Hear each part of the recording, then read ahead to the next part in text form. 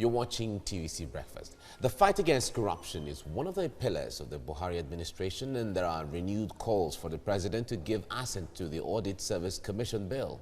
Supporters of the bill say it will empower the Office of the Auditor General of the Federation, who has the constitutional mandate of auditing all accounts of the Federation, to ensure transparency in government transactions. The bill was passed by the House of Representatives in April 2016, transmitted to the Senate for concurrence.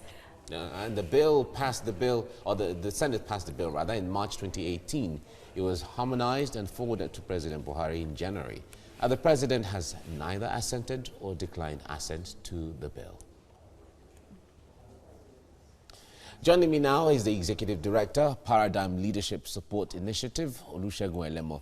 It's good to have you join me right now, Segun. Yeah, thank you for having me. Now, make us understand. The point there is, amongst other issues from the election to other bills that went to the president, and there was so much noise and so much talk about it, the Audit Service Commission bill didn't get the kind of attention. Talk to us about the bill. What is it all about? Yeah, so the bill is supposed to empower the Auditor General for the Federation, both financially and administratively. Okay. As it is currently, the legal powers for the Office of the Auditor General for the Federation is derived from the Audit Ordinance Act of 1956. 1956? 1956. That is before independence. Exactly. It shows you our approach to fighting corruption in Nigeria. It shows you, it gives an indication of how unserious we are as a country. The new bill is supposed to give the Auditor General the administrative and financial independence. Yeah, when you break it down so we understand this administrative independence. So what is he not able to do now, and what can he do with the bill? So for instance, now it's funded through the Ministry of Finance, okay, which is not supposed to be so. This is the supreme audit institution for the country. It's the foremost accountability office for the country. It's supposed to be an independent institution on its own. So being funded by the Ministry of Finance. Puts it at the mercy of the executive. Okay. So it can be intimidated, it can be threatened, and all of that. And its tenure is not guaranteed, or it's not secured. Because of that structure. Also, he cannot hire his staff. He has to depend on the Federal Civil Service to hire for him, which means that ensuring competence and and capacity is actually not at his disposal. He can't call the shots in that regard. Wow. So if we compare to other countries, we have made comparison between Nigeria and Ghana and South Africa and Kenya and some other African countries. Yes. It seems they have their laws intact already. Apparently. It's only Nigeria, when you compare Nigeria with Kenya, with Ghana, with Sierra Leone, with the United Kingdom, with South Africa. It's only Nigeria that doesn't have a modern audit law. And it's pathetic because of our posture on the continent. And even for instance, the mission of the Audit Office of Nigeria, supposed to provide leadership for supreme audit institutions on the continent. It's not able to do that right now. The global rating for supreme audit institutions across the world, I think it's 1 to 5. Countries like South Africa, like Kenya, like the United Kingdom, of course. United Kingdom, I think it's on 4. South Africa is on 3. Nigeria is probably on 1 or 2. Wow. It just shows you. And then when you now look at the level of corruption that's happening within, take for instance the Transparency International Corruption Perception Index for 2018. Nigeria is rated, far behind of all of these other countries. But if this law is passed, what can the Auditor General or the entire office really do differently? Apart from the issue of the capacity, the security of his tenure, and then the independence of finances. When it comes to the actual fight against corruption, what is he going to do differently? I think the difference now would be that, for instance, the Auditor General can issue summons. to any public officials found wanting. The Auditor General also, the bill provides the timeline for legislators through the public accounts committees, the timeline for review of audit reports, as well as publishing their own recommendations. Because ordinarily, when you have the Auditor General submit to Parliament the audit report, so the Parliament is supposed to review the audit findings through its committees on public accounts, and then make recommendations to the executive to correct some of those anomalies that have been highlighted by the Auditor General. But hitherto, we've not had that kind of situation. All right. We have to leave it here now. Thank you very much, Olusegun Elemo, for joining us on the program. Thank you. Thank you. Yeah. Right. You're watching TVC Breakfast. The fight against corruption is one of the pillars of the Buhari administration, and there are renewed calls for the president to give assent to the Audit Service Commission bill.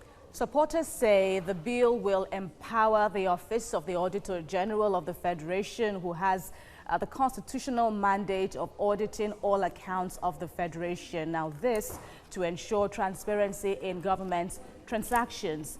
The bill forwarded to President Buhari in January has neither been assented to, neither has the President declined assent to the bill. Joining me now is Executive Director, Paradigm Leadership Support Initiative, Olusegun Elemo. Good morning. Talking about this issue of the assent to the bill, there's a bit of some confusion as to the delay or whether it indeed has been assented to. What for you is the true position? I think the position now is that the bill has not been assented to. It was sent to the presidency on the 6th of January. The presidency requested review of the bill. Sent it back? No. Just, usually when a bill is forwarded to the president for assent, they will probably want to review it and know the true position, whether the president should go ahead and assent. I think they got 4 MDAs to review the bill, the content of the bill sent by the Parliament. I think one of those ministries, the Ministry of Justice, I think that in general was part of the people who reviewed. I think all the reviews from what we got, the information we got, all the reviews were positive, so which should have given the indication, a go-ahead for the president to assent. So the reviews came in 48 hours after January 6th. So by January 9, the review had gone in, and then we hoped we're hoping that the president will just go ahead and assent, but up to now he hasn't. Looking at the gains now of this bill, there's this issue about when you compare Nigeria with other countries within Africa, and even looking at the bigger picture, the UK now. Yeah. There's an issue of Nigeria has more or less the largest population when you compare these countries, but then this bill hasn't been passed, and there's also the issue of the Auditor General of the Office of the Federation, who, the number of years is not guaranteed. It also doesn't, give him independence now to work. How will this bill correct all these lapses? So I think it's just an anomaly, because when you look at all the indication, for instance, the SDG 2030, if we don't have, an adequate mechanism of fighting corruption, I don't see us achieving the 2030 agenda. Also, the president made commitments to the Open Government Partnership in 2016. I think our commitments as a country are under threat if we don't have a proper and adequate, audit office to fight corruption. Like you mentioned, the tenure of the Auditor General is not secured, so he can do his work. As we speak right now, the Auditor General is dependent on the executive to do its work, because he gets his funding from the Ministry of Finance. He gets his staff recruited by the Federal Civil Service. Even the talk about funding is also an issue. I think it's important when you compare it with the overall budget. Exactly. I think it's also important to highlight this. Between 2012 and 2017, the budget for the Audit Office had gone down from 5 billion to 2.7 billion. Which shows an indication of systemic crippling of that office. So those who are cutting the budget of the audit office knows why they're cutting the budget of the audit office. They probably want to render that office incapacitated and not able to promote accountability as it's supposed to. And then this talk, we seem to be focusing on a person, the office of the Auditor General of the Federation. Is it more so about the person or about a system that works, not just at the federal level, but across the country? It's about an institution. It's not about the person of the Auditor General. So you have Auditor Generals come and go. It's about the institution itself. And it goes on to subnational audits in states. So you have the same thing you have at the federal level at states, but we have to get the big picture first before we now go to subnational. So if we get a proper audit office at the federal, then you can have states also key in, and then they can, it can trickle down transparency, accountability, and citizen participation. Olusegun Eleme, thanks a lot for your time. And thank you for having me. The fight against corruption is one of the pillars of President Buhari's administration, and there are renewed calls for the president to give assent to the Audit Service Commission bill. Supporters of the bill say it will empower the Office of the Auditor General of the Federation, who has the constitutional mandate of auditing all accounts of the Federation, this to ensure transparency in government sanctions. All right, the bill forwarded to President Buhari in January, but has neither assented or declined assent to the bill. Nigerians are still waiting to hear the outcome of that.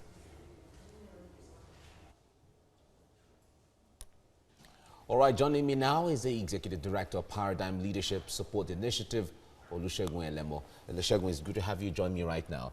Yeah, thank you. Now, when it comes to the fight against corruption, President Buhari has made fight against corruption as one of his cardinal points, even right from 2015. So when it comes to that fight, there is no two ways about it. Everyone knows that he sees corruption as something that has to be fought with all the strength and ability. Now, this bill, the Audit Service Commission bill that hasn't been passed, if it is passed right now, how will the Auditor General fight corruption differently from what EFCC or ICPC is doing? Yeah, so the Auditor General, let me just say, like you mentioned, the President seems to be committed to fighting corruption. He said that if we don't kill corruption, corruption will kill Nigeria.